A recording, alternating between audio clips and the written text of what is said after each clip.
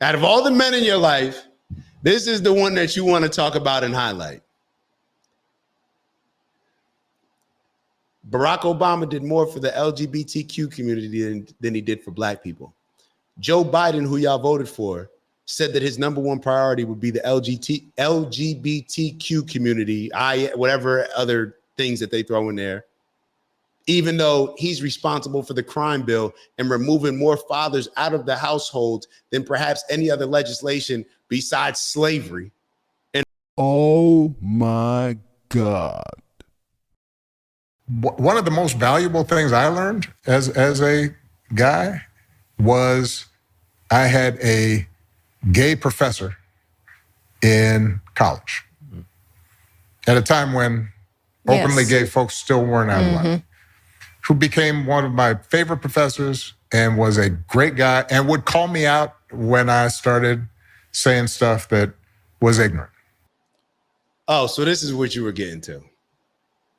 Out of all the men in your life, this is the one that you want to talk about and highlight.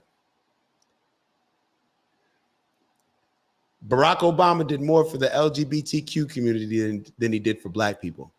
Joe Biden, who y'all voted for, said that his number one priority would be the LGBTQ community, whatever other things that they throw in there, even though he's responsible for the crime bill and removing more fathers out of the household than perhaps any other legislation besides slavery in America. These are the people that y'all think care about y'all because they appeal to your emotions. But what they do is they push certain agendas that are destructive to black families. Now, I want to be clear. My dad sent me a text earlier, just going back to, he wanted me to note that the achievement gap in Montclair, when I was talking about my godmother's husband, was put in place to address that. I thought it was clear, but my dad wanted me to make it clear that the problem was there before he got there, which I thought was clear because that's why he was put in the position, but then that it's continued to this day and has gotten worse. Also, my dad said that the richest black woman in the world, Oprah Winfrey, created a school for black girls only. Interesting. And now we may sit here and say that that's a good thing, bad thing, whatever. You know what I would do if I really cared about black women? If I really cared about black women, instead of overcorrecting and over empowering black women, I would only focus on black boys. That's what I would do. I would create, if I really wanted to do something amazing for black women, I would create more amazing black men out here, black boys, and turn them into amazing black men. Now, what does the Democratic Party do? What do the liberals do? They do the opposite. They just continue to push and empower the women to create even more of a gap. To each their own. You need that Well, to show empathy and kindness. And by the way, you need that person in your friend group so that if you then have a boy who's gay or non-binary or what have you, they have somebody that they can go, okay, I'm not alone in this. Yeah. Right. So that I think is. So Barack Obama pretty much said that kids need all this structure. They need this discipline. They need these rituals. But they can't get it from just a father. It has to come in other sorts. Like even the greatest father, you can't just get that from a father. And I have to ask Barack, since you were raised by a single mother, how the F would you know? Since allegedly you were raised by a single mother, right? That's what you said. How would you know? How would you know that a kid can't get that from just a father?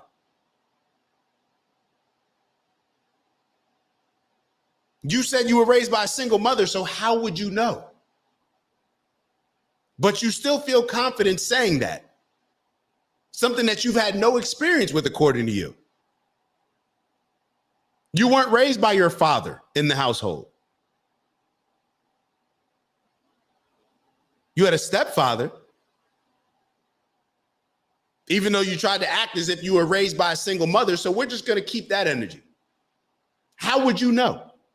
And then the one person, he says that they should have all these experiences with different men or in their lives.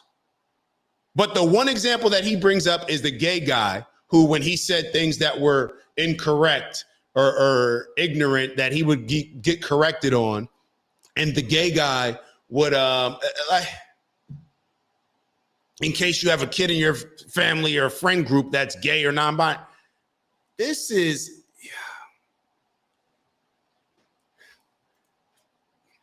but he's a great speaker.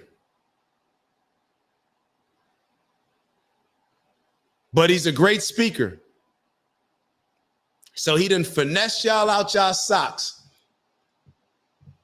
The Democratic Party has been finessing people, the very people that they say that they represent and stand for. They put out messaging, they put out legislation, they put out a perspective of victimhood for us to embrace that ends up hurting us more than anything that the Republicans, if you feel like they're hoping to do that, anything that they could wish to do against the people that the Democrats are supposed to represent. They can't even come close to destroying these people as much as this Democratic mindset and liberal mindset has. Let's talk about it. Let's actually look at the numbers, look at the stats. Look at what happened as a result of all these social programs in Lyndon B. Johnson. Look at the result of what has happened of all the things that the Democrats have been campaigning on while they're running for office. They talk about reparations. They talk about black this, black that, whatever it is to get the black vote. But then when they actually get in a position of power, what do? Absolutely nothing. Then when Donald Trump wins, you got Ayanna Pressley jumping out the window saying, we're going to push for reparations. Dummy, you could have done it if you wanted to when Joe Biden was in office, when Barack Obama was in office. Barack Obama was giving out reparations to Holocaust survivors. I didn't hear him talking about black folk.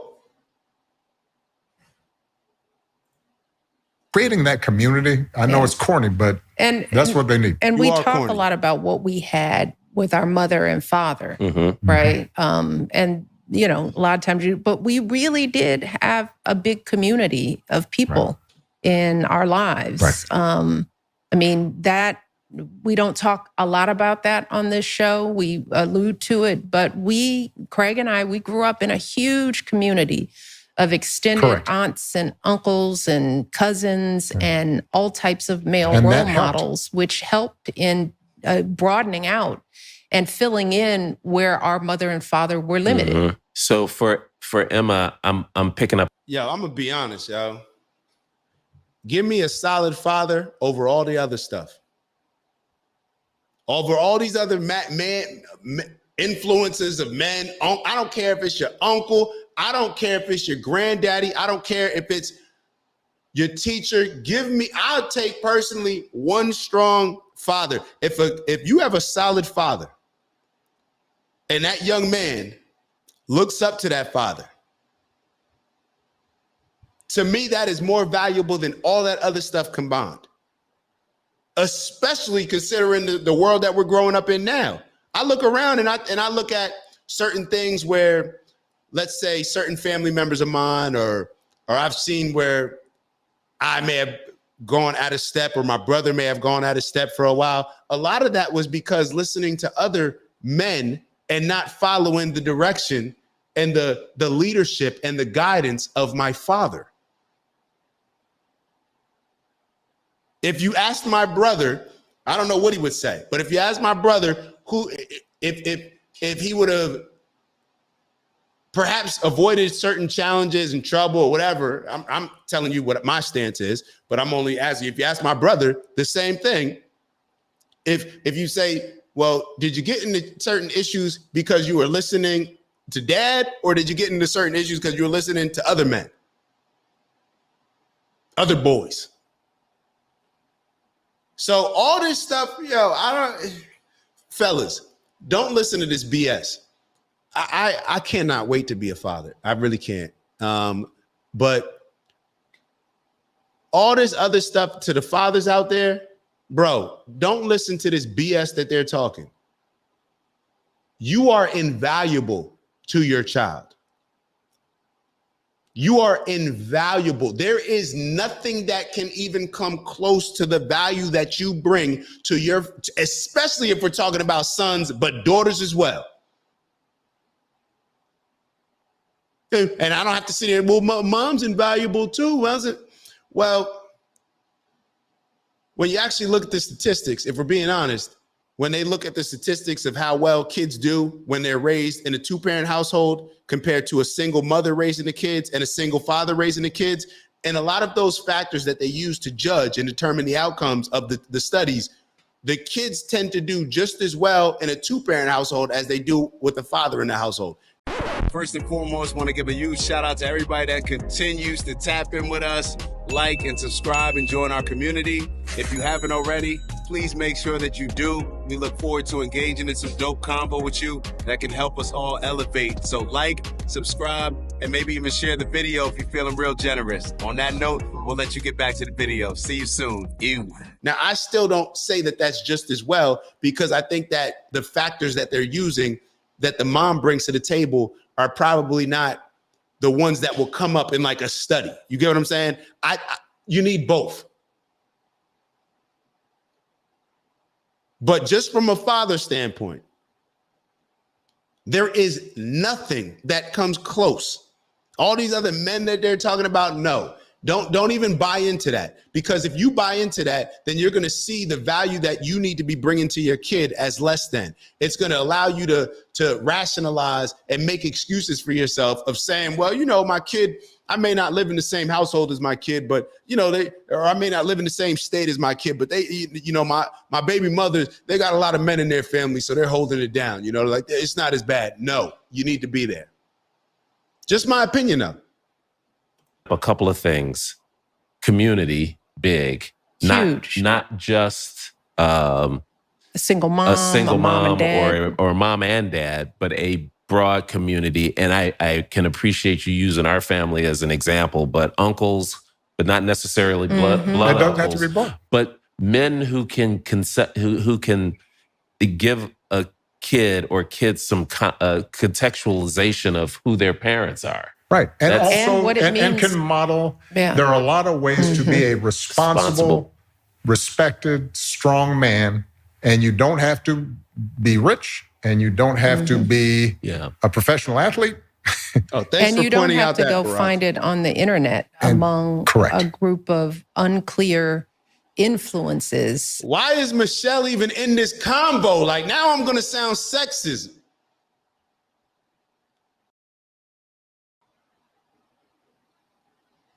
You know what a dad, if the conversation was reversed, you know what a lot of dad, hey, you know, what did Barack do when he said, hey, choosing the right partner? You know, hey, I want my daughters to be like, I'm a bow out of this. You're talking about, you know, what mothers can do. You know, I'm a dad, I'm on this side.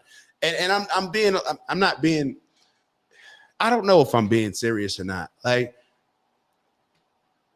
it's like, and the reason why I say Michelle, I don't mean Michelle, I mean the representation of Michelle.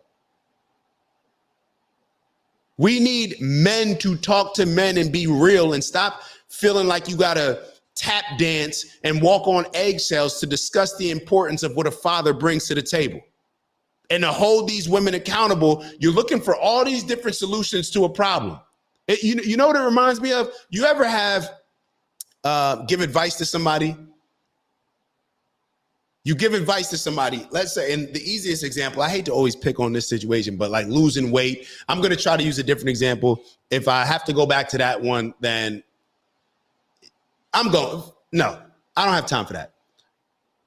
You're trying to lose weight. You're trying to do everything other than working out and making sure that that you burn more calories than you take in. But you're trying to do this. Oh, I'm going to take this pill. Oh, no, I'm going to do this surgery. I'm going to do this. Bro, just burn more calories than you put in your body. Just eat healthier. Oh, well, I'm going to take this pill so I can eat more fried chicken. Just stop eating the BS. And maybe your blood pressure, your cholesterol, all that stuff will improve. We try to do any and everything other than just the most direct way to getting somewhere. If you were trying to get somewhere quickly, would you take this whole roundabout way, or would you say, yo, just go straight? Like, that's the fastest way. When you drive down south, then maybe this is a bad example. You may take 13, like the local highway, Route 1, whatever you call it, over 95, because 95 is going to be, you're going to have some traffic and stuff like that, especially around the DC area. But you're not taking local roads like residential where you're seeing the houses in the neighborhood. No, you get on the highway. You go the most direct route. We beat all around the bush to the point where we never get to the end destination. Just like we're about to wrap this conversation up, and I don't know what they finish off saying, a healthier future for the rest. Maybe we'll talk about that last point that they're talking about. Maybe not, but you never get there. Bro, they just need fathers in the household. Can we just start there and end there and then see what the results are after that, and then we'll reevaluate it when the time comes? That's all right. We're finishing up. We're wrapping up. Yo, make sure that y'all like, subscribe. We didn't get to the Hunter Biden interview. Maybe we'll discuss that on Monday, or I'll do a video over the weekend maybe. And then Tulsi Gabbard. Eventually, we're going to have to talk about that with Barack Obama. He's getting pressed on. So let's leave it there. Appreciate y'all for staying till 10:30. I know I kept y'all a little late. Let me hold on. This is about as hold on. Let me see. Hold on. So Unc wrote, this is about as true as it gets. I'm a black man that broke my tooth eating fried chicken. What type of black man does that make me? Publix fried chicken is my week. Hey, yo, Big Bro Steve. I just don't think they want to actually deal with the core issue that causes many of our current social problems. They don't want strong two-parent families. That's why nothing is done to fix it. Of course they don't, Steve. I'm 100% with you. Because if these Democrats and liberals end up creating two-parent households, you know what it's going to also create? More conservative families that will no longer need to justify and rationalize voting for Democrats and liberals because of social programs and because of different assistance that they need to embrace as victims. But when you have a two-parent household, you don't need to embrace that victimhood. You realize like, yo, it's a power couple. We talk all the time about power couples and we just think about like celebrities getting married to each other. No, a power couple is a two-parent household. Power couple. A two-parent household that prioritizes the family and commits to their role, whatever role they have to play, to prioritize their family, the upbringing of their kids, and putting their kids and their family in the best position to be successful. That's what a power couple is to me. So that's just my opinion. All right, let's 45 seconds. Y'all know what we do at the end of every show. If you're new to it, at the end of every show, we take 45 seconds, meditate, manifest, be still. Focus on something that you may need to focus in order to make this your greatest week ever. Y'all know what we do every week. We set out to make it our greatest week ever. Take 45 seconds, do it, whatever it is that you need to do. Decompress from a lot of these conversations so that we can approach the rest of the day with a positive mindset of optimism. All right. Everything's an opportunity. Everything happens for us to win. Life is amazing. All right, that's the energy that we're approaching it with. So 45 seconds, you can close your eyes if you want. You can open them. Every exhale, get rid of that negative energy. Every inhale, it's all positive energy. So what do we end up having? Positive energy recirculating. All right, so let's take our 45 seconds now. Go.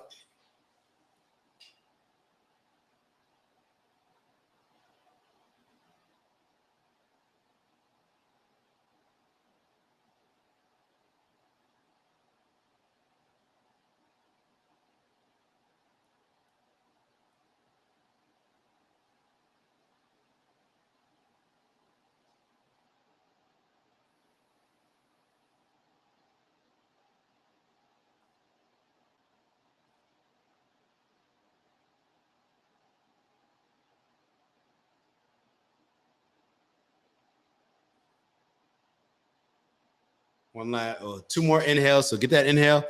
Then we're going to exhale all that negative. Get all the remaining negative. Inhale and nothing but positive. Yo, so a lot of us, hold up. Let me actually look this up. Let me actually put some reasoning behind the actions. are people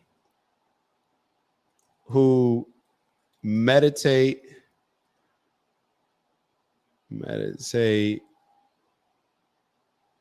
consistently. Hold on. Let me rewrite it. I'm asking ChatGPT something. Hold on. Y'all want to hear this. Do people who meditate consistently live longer and healthier lives? Let's ask ChatGPT that. I'm going to share the screen so y'all can see it. Hold on. Let me share the screen so y'all can see it, so y'all know I'm not lying to y'all. Let's see. I'm opening up an app. Hold on. My fault. Let me get to that page. All right. It says there is growing evidence that suggests consistent meditation can contribute to a longer and healthier life, though it is not a guarantee for everyone. Here's how meditation can potentially impact longevity and well-being: reduce stress, improve heart health, enhance immune function, better mental health, slowing the aging process, improve emotional and cognitive health. The conclusion: while meditation alone isn't a magic bullet for longevity, its positive effects on stress reduction, heart health, immune function, mental well-being, and aging markers can certainly contribute to a healthier and potentially longer life. Consistent meditation can be a powerful tool for improving overall quality of life and promoting physical and mental health, which together may lead to a longer lifespan. So just to put some reasoning behind the actions, this is why at the end of every show, rather than, a lot of the things that we talk about, they get us excited, they get us riled up and all this other stuff. We got to meditate. We got to balance. We got to make sure that we're taking responsibility in delivering balance to ourselves first and foremost, especially when we're living in such chaotic times. So if we're doing it at least twice a week when we have the show, sometimes 3 times a week when we have the show, let's add that up throughout the year. What that really amounts to. So we're everything is always about elevating on purpose. Y'all know what we come here to do. Y'all know challenging ourselves, right? Challenging ourselves to get better every day. Raising our standards to become what? Better leaders in our community that are needed now more than ever, and to accomplish these goals that we set out to accomplish. All right. Where people are going to look at us and say like, you're arrogant, you're obnoxious. You think you can accomplish that? Yes, I am all of those things. And then when I actually accomplish it, then they'll call you a genius. Then they'll call you a coach, because then you could charge them. Right. All right. It's not all about that. They'll call you a leader. You can lead them to hopefully embracing some of those positive outlooks as well. Strength and honor, onward and upward. Get to that bag. For those that don't know what I mean when I say get to that bag, all the things that we're going to be doing, all those little things that aren't so little throughout the day, throughout the week, throughout the month, throughout the year, that are going to align with us ultimately achieving our purpose as we strive for this purposeful abundance and strive for, or focus, I should say, on our personal legend, which is going to be the impact that we make on this world. All right. What are you going to be known for? What is the impact that is going to be felt when you transition out of this physical world for years to come? All right. That's why life, this never ends. This never ends.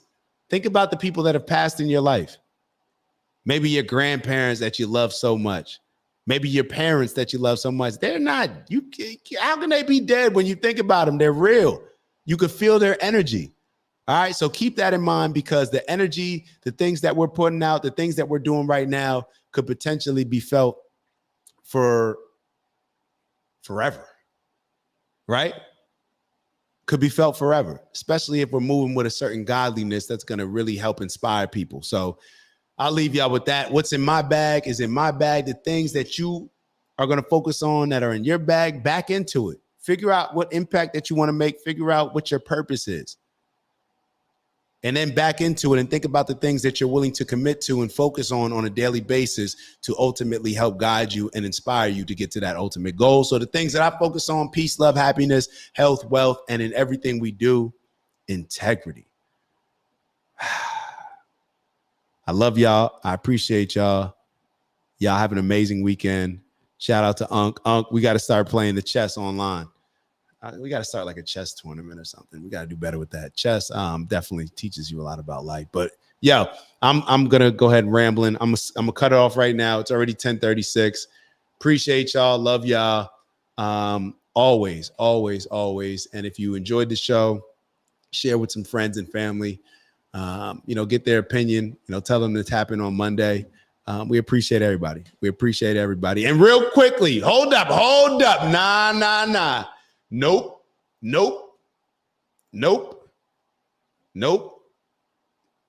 Y'all don't even know what I'm talking about. I'm just saying nope. Hold on. Real quickly. And some of y'all already have. Y'all know what I'm about to say, or maybe you don't. Click this link. If you haven't already.